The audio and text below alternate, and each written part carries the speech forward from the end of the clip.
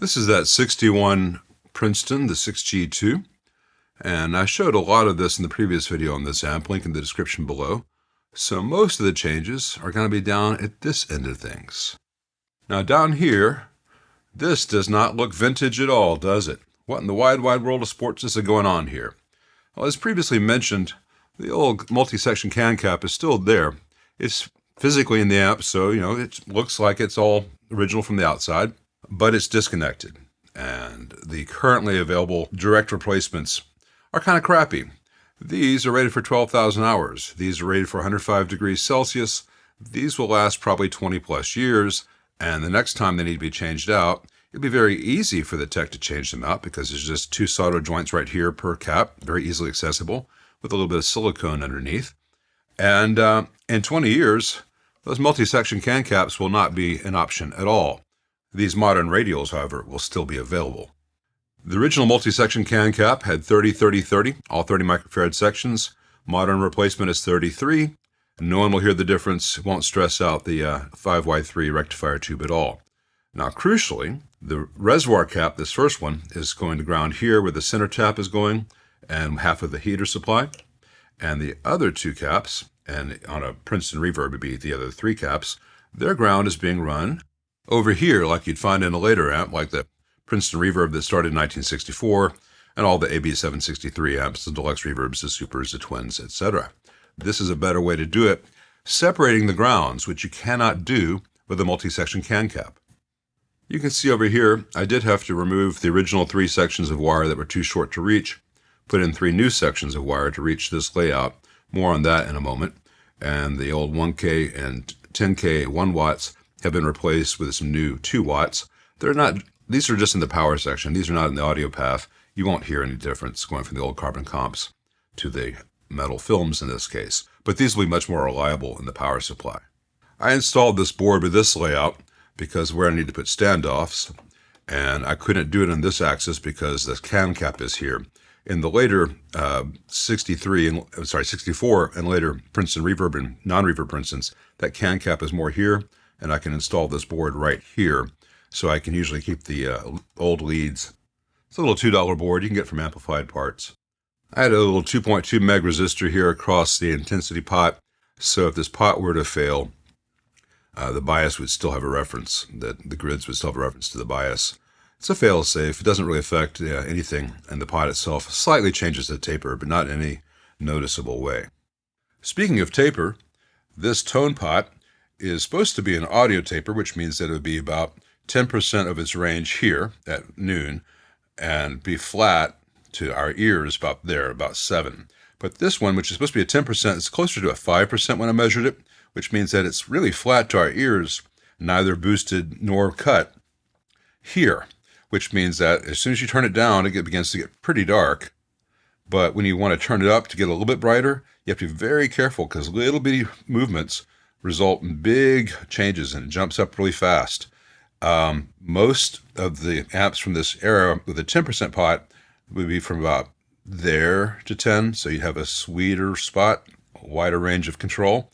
And the real solution for this tone circuit, which just does the passive dump of highs below halfway and applies a bright cap to this above halfway, you'd probably want a linear taper pot and have that be your neutral.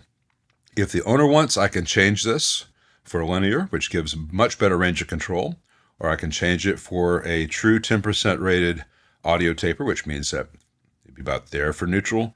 But if he wants me to leave the original pot from 1961, that is fine. It is his call. That's about where neutral is. And you just have to be very gentle turning it up if you want something brighter than that, because if you go up to here, it doesn't sound very good. It's got a new grounded power cable with the ground left longer than the hot and neutral. Hot and neutral going to here. The hot goes to the fuse and then to the power switch and then to the primary, and the other primary connects to the neutral here. And the ground is now soldered to chassis, not using the transformer mounting hardware. After all that, let's see what it sounds like.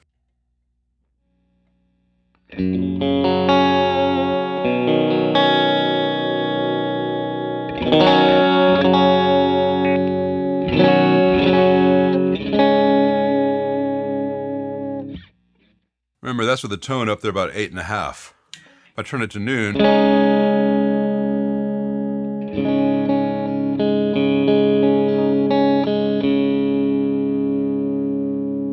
back up to about 3 o'clock.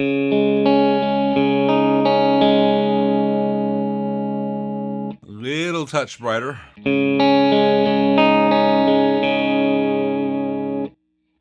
And then all the way bright.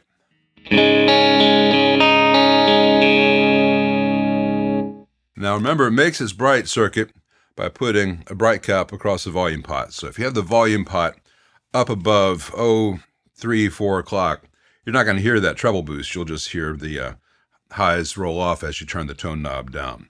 But this is about where most people might want to run this amp for a loud home practice session with a volume on noon.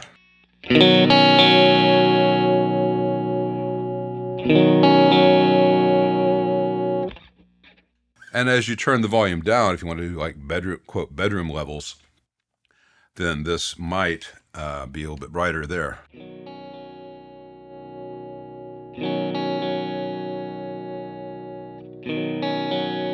Not drastically. It's not a huge change. I like the sound of this amp with this volume about halfway up. Because of the heater arrangement, if you turn this all the way up, you will hear some hum and buzz from the heaters because it's just one side's grounded, one side has the heater supply. There's no balance to it. But that's only when this thing's cranked all the way up. And I'm not going to show that right now because I have the mic preset for more sane levels. This amp doesn't sound great when pushed. It's not like a Tweed.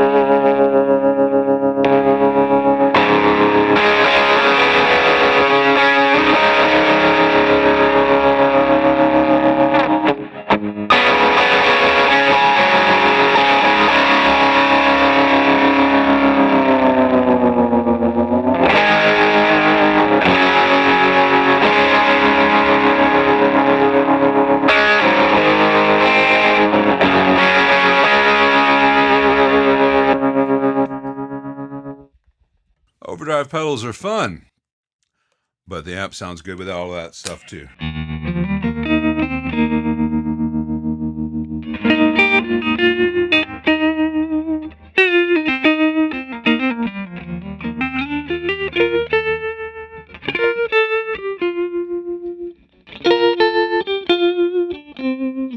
You might have been hearing a little bit of hum as I did this because I'm sitting with the pickups about 1.5 feet away from the power transformer. As I rotate the guitar, it goes away. Here's close, and then I rotate away.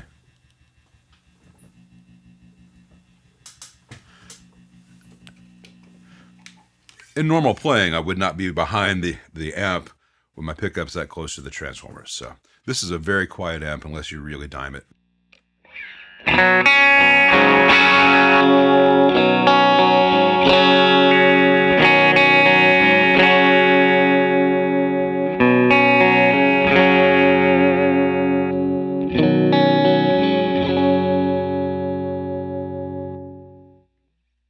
So, I think this sounds quite nice.